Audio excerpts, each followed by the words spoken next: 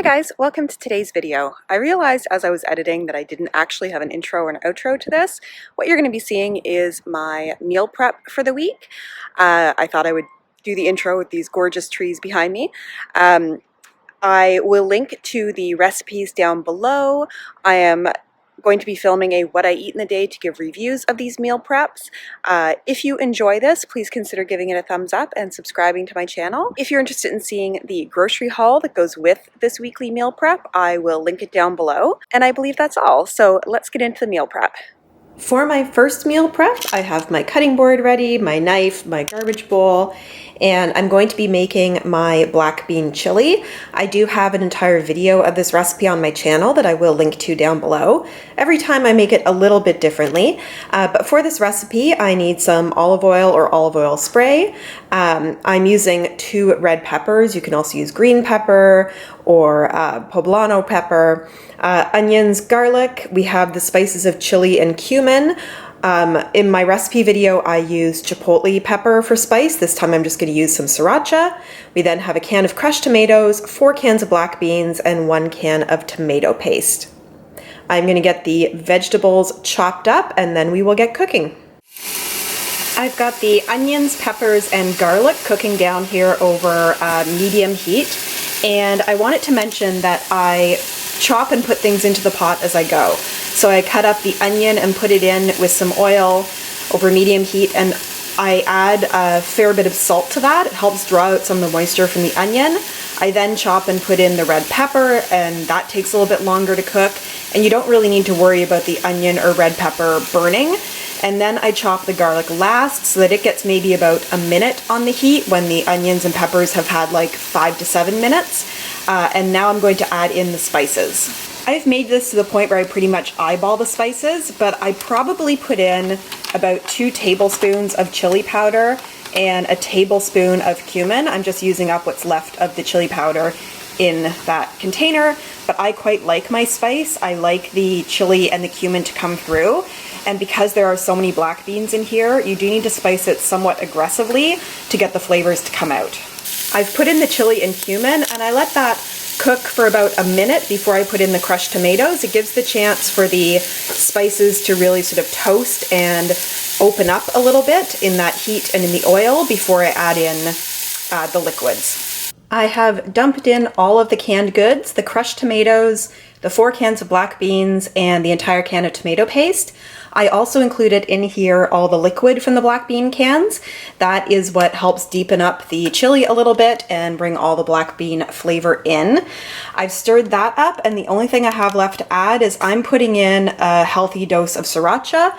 But basically at this point you would add in, whether it's cayenne, your favorite hot sauce, maybe some chopped up chipotle and adobo, whatever it is you want, you add here, but I am going to do a healthy amount of sriracha. And now I just stir this up and let it simmer for at least 10 minutes. Depending on the time that I have available, I'll do at least 10 minutes or as long as I have to give it enough time to then cool down before I put it, have my meal and put it in the fridge. You do want to give it a stir every once in a while just to make sure nothing is sticking to the bottom, but that is pretty much it. This does end up being a 0-point chili. The tomato paste does have points, however, there's so little of it compared to the servings that are in there, it really comes out to 0. If you're having a very large serving, I would maybe count it as 1, but this is a really nice way on the blue plan to have a very filling 0-point meal. I'm now going to prep my chicken stuffing casserole. For the top of this, obviously we have the stuffing.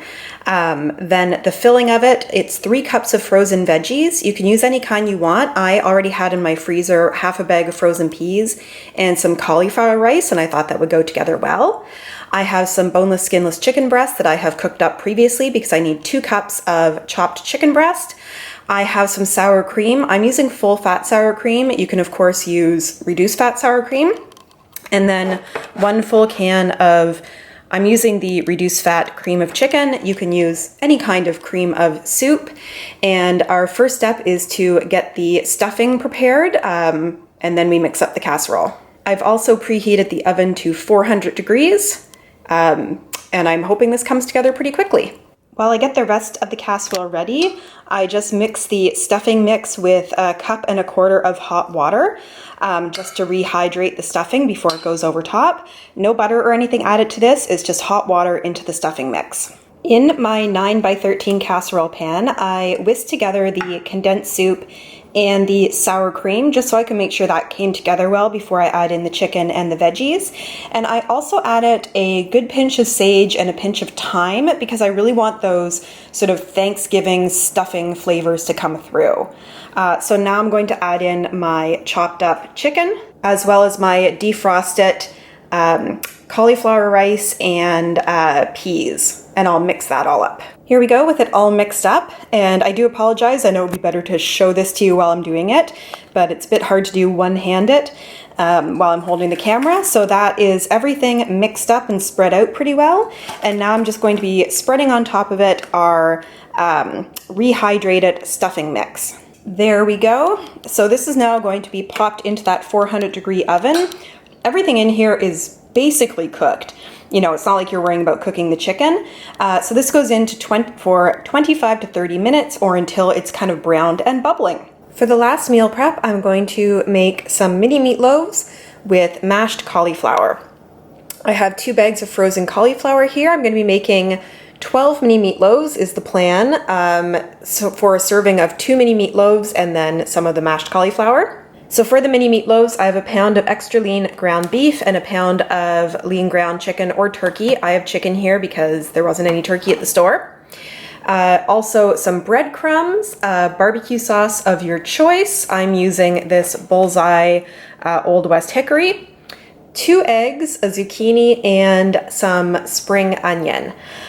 So I'm going to, first of all, get the cauliflower going on the stove, and I'll show you what I do for that. I've got a pot here with about 1 inch or so of water on the bottom. This means that when I put the frozen cauliflower in here, it's going to steam most of it, which I find helps it not get too waterlogged. But there isn't really a timing or recipe for this. Basically, you want to steam the cauliflower until it is quite soft. So I basically get this going as I'm doing everything else, and then I'll come back to this whenever I'm finished getting the meatloaves ready, and this will be most likely at that point ready to go. I've put the 2 bags of frozen cauliflower in, and you can see I'm not even worried about the water even coming to a boil. Just get it in there. It's pretty forgiving, and I'll just pop the top on and then start working on the mini meatloaves. I've shredded the zucchini on the largest size on the box grater, and then I've chopped up the greens and the whites of about 1/2 cup of that spring onion. It pretty much uses up the entire bunch. I've put into this bowl to mix. The beef and also the chicken is under there. What I am going to do is season this a little bit with salt and pepper on the meat before I mix in everything else. The original recipe that I based this on uses Italian turkey sausage. I chose not to do that because I want to keep the points down, but that would originally involve some seasoning that isn't in here at this point. So I'm going to put in some salt and pepper. You could choose to put in whatever seasonings you want, maybe a little bit of oregano, maybe a bit of paprika, anything that you might like in your meatloaf, but a lot of the flavoring is going to come from the barbecue sauce as well. Hi guys, this is Editing Melissa. Unfortunately, I seem to have lost a clip of mixing together the meatloaf mixture.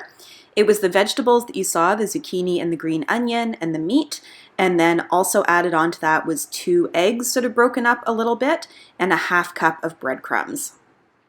I have my meatloaf mixture into my muffin pan, so I'm making 12 of these. Quite honestly, if I had a second muffin pan, which I do not, I would have made this into 18 servings. These are a little bit overfilled, and the original recipe that I based this off of that I have doubled, I believe makes 8, so it would make sense to end up having 16, I guess, is how many I would end up with. But this is what we have. This is what I'm going to go with. You can see I've put in the mixture, and then I've just used my finger to hollow out a hole all the way down. This will be so that the barbecue sauce can get into the mini meatloaf, and it also just helps it not be too closed of a texture when it bakes. So basically, you put 1 tablespoon per mini meatloaf, and I'm just going to do this by hand. and then let it overflow a little so that it ends up glazing the top. I will do the rest of these and then pop it in a 350-degree oven for about half an hour. The cauliflower simmered for probably about 15 minutes until quite soft. And the most important thing about making this cauliflower mash the right texture is to really make sure you get the water out. So I do that in 3 parts. First of all, now that I have drained it, I let it sit for a little bit over the pot. I have not turned the heat off, but I'm going to do that now. And I'll probably just sit and let this sort of drip and get some residual steam in there for about 5 minutes or so. I then put this back into the pot over a low heat as the whole cauliflower florets, and again, cook until more of the moisture comes out. And then I will blend it with an immersion blender, and I'll show you this, but I then let it cook for even longer to get some of that moisture out so that it becomes sort of the driest texture I can get it to be, because that will help it taste the nicest in the end. As I mentioned, I've put the pan onto about medium heat now, and I've just put the florets back in. I'm going to sort of stir these around to let some of the moisture dry out and keep doing this until I'm sort of worried they're going to start sticking to the bottom, and then I will blend. This is what it looks like after being blended. Now if you don't have an immersion blender, you can definitely mash this just with a potato masher by hand. I've had it that way as well. It's a little bit of a not quite as smooth texture, but is also really, really good. Again, I have this over medium heat, and I'm going to probably stir it for a couple of minutes, just again to cook out a bit more moisture. I did season this pretty aggressively with salt and freshly cracked black pepper because otherwise it would be quite bland. If you have the points available and you want it to, it would also be really good with a bit of butter mixed in there, or a bit of sour cream, or perhaps a bit of cream cheese. But I like doing it like this so that I have it with the mini meatloaves and it tastes really nice together with just some salt and pepper. Here we have the finished meal prep all packaged up. So at the back there we have our 6 portions of chicken stuffing casserole for 4 points each on Blue Plan. We then have 6 servings of mini meatloaves and mashed cauliflower. The thing that looks like a little bit of like sauce on top of the mashed cauliflower is some of the drippings from the meatloaf pan. I just thought since there's some good flavor in there and the points have already been counted into the recipe that I would use that to season the mashed cauliflower a little. So the mashed cauliflower is 0 points, and 2 of these mini meatloaves are 7 points. So these will be 7-point dinners. And then we have some of our 0-point chili. It's a little bit over a cup in each of these containers, but then I also package some up into larger 3-cup containers just to be able to keep in the freezer for sort of larger meals, or if I want to share it with somebody. So there we go, a nice 0-point meal, a higher 7-point meal, and a sort of in-between 4-point meal. 2 of these meals I have had before, the chili and the mini meatloaves, but I'm really looking forward to trying out the chicken stuffing casserole. And I will be posting a video later this week of what I eat in a day, where I tell you my thoughts on all of these meal preps. Once again, guys, thanks so much for watching this video. If you do like it, please give it a thumbs up and subscribe and hit that notification bell so you know when I upload. Here's a question to end out the video. I assume these are all the same trees? Why? Like, all red, one fully green one. Okay, thanks so much for joining me, guys, and I look forward to seeing you in my next video. Bye!